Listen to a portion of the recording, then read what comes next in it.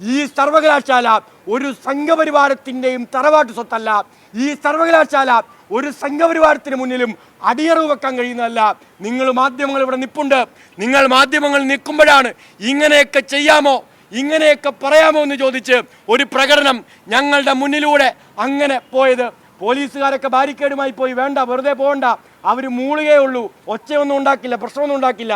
മാധ്യമപ്രവർത്തകർ എന്തോ സംഭവിക്കുന്ന ധാരണയിൽ അങ്ങോട്ട് ഓടിപ്പോയി. പ്രിയപ്പെട്ട മാധ്യമങ്ങളെ, നിങ്ങൾ മനസ്സിലാക്കേണ്ടത്, ഇന്നത്തെ സെനറ്റ് യോഗം ചേരുമ്പോൾ ഇത്രയും ഗൗരവമായ ജാതി അധിക്ഷേപത്തിൻ്റെ വിഷയം ഈ കേരള സർവകലാശാല ചർച്ച ചെയ്യുമ്പോൾ ആ സർവകലാശാല യോഗത്തിനകത്ത് VC-ക്കെതിരായി ഒരക്ഷരം മിണ്ടാൻ തയ്യാറാവാത്തവരാണ് ഈ കേരളത്തിലെ UDF-ന്റെ സിൻഡിക്കേറ്റ് സെനറ്റ് മെമ്പർമാർ.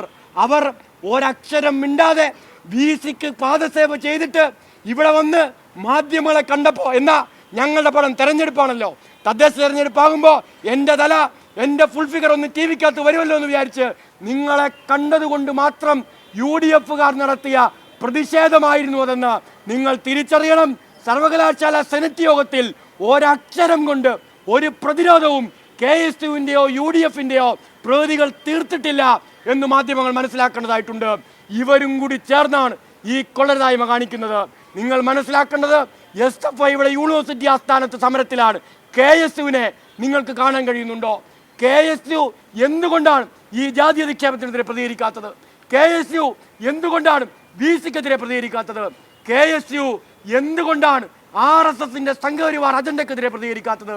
ഇടതുപക്ഷത്തിനെതിരെ ശബ്ദമുയർത്താൻ, അധികാര കസേരയ്ക്ക് വേണ്ടി വട്ടം ചുറ്റി പറക്കാൻ ഇവർ തയ്യാറാവുന്നത് പോലെ എന്തുകൊണ്ടാണ് ഇവിടുത്തെ സംഘപരിവാരത്തോട് നേർക്കുനേർ നിന്ന് രാഷ്ട്രീയം പറഞ്ഞ് പ്രതിരോധിക്കാൻ കേരളത്തിലെ KSUവിന് താണില്ലാതെ പോകുന്നത്? ഒറ്റ കാര്യം പറഞ്ഞ് ഞാൻ അവസാനിപ്പിക്കുകയാണ്.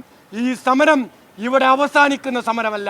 തുടർച്ചയായി സർവകലാശാലയിൽ SFI സംഘടിപ്പിച്ചു വരുന്ന സമരങ്ങളുടെ തുടർച്ചയാണ് ഇവിടെ സർവകലാശാലയിൽ നാം നടത്തുന്നത്. വിജയകുമാരി ഏറ്റവും നല്ല RSS കുമാരിയാണ്. ആ RSS കുമാരിയാണ് ജാതി അധിക്ഷേപത്തിന് നേതൃത്വം കൊടുക്കുന്നത്. ഓരോ RSSകാരൻ്റെയും മനസ്സ് കട്ട പിടിച്ച ജാതിബോധത്തിൻ്റെ മനസ്സാണ്.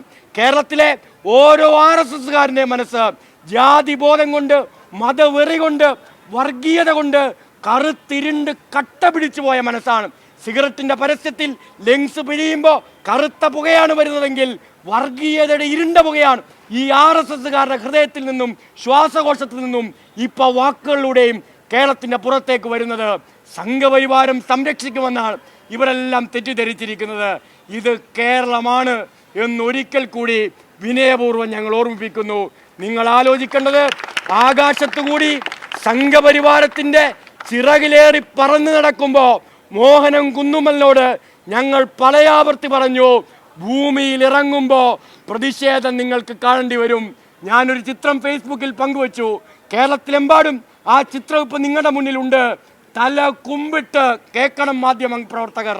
സംഘപരിവാറിൻ്റെ ചിറകിലേറി ആകാശത്തുകൂടി വിലസിപ്പറന്നു നടന്ന, തന്നെ എതിരിടാൻ ഈ കേരളത്തിൽ ഒരുവനും വളർന്നിട്ടില്ലെന്ന അഹങ്കാരത്തിൽ നടന്ന തല ഈ കേരളത്തിനകത്ത് സംഘപരിവാറിൻ്റെ കക്കത്തിലേക്ക് കൊണ്ട് തിരികെ കൊടുത്ത മോഹനം കുന്നുമലുണ്ടല്ലോ, ആകാശത്ത് പറന്നു നടന്ന ആ മോഹനം കുന്നുമൽ ഇന്ന് സർവകലാശാല സെനറ്റ് ഹാളിൻ്റെ ഭൂമിയിലേക്ക് വന്നപ്പോൾ തല കുമ്പിട്ട് നട്ടെല്ല് കുനിച്ച് ഒന്ന് തല ഉയർത്തി നോക്കാൻ പോലും കെൽപ്പില്ലാതെ ഇരിക്കേണ്ടി വന്നിട്ടുണ്ടെങ്കിൽ അതാണ് ഈ കേരളത്തിൻ്റെ ജനകീയ പ്രതിരോധമെന്ന് RSSകാരൻ, സംഘപരിവാറുകാരൻ തിരിച്ചറിയേണ്ടതായിട്ടുണ്ട്.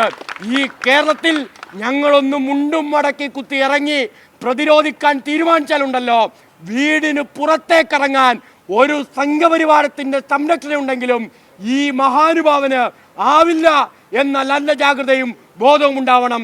ഇവിടെ ഞങ്ങൾ പ്രഖ്യാപിച്ച് അവസാനിപ്പിക്കുന്നത്, സർവകലാശാലയിൽ ജാതി വിവേചനങ്ങൾക്ക് നേതൃത്വം കൊടുത്ത ആ ഡീനിനെതിരായ അച്ചടക്ക നടപടി സ്വീകരിക്കാൻ ഇവിടുത്തെ VC സംഘപുത്രൻ മോഹനം കുന്നുമൽ തയ്യാറായില്ലെങ്കിൽ വീടിന് പുറത്തേക്കിറങ്ങാൻ കഴിയാത്ത നിലയിൽ പ്രതിരോധം ഈ കേരളത്തിലെ മതനിരപേക്ഷ വിദ്യാർത്ഥിത്വം തീർക്കുമെന്ന് പ്രഖ്യാപിച്ചുകൊണ്ട് ഞാൻ ഈ സമരം ഉദ്ഘാടനം ചെയ്ത് അവസാനിപ്പിക്കുന്നു.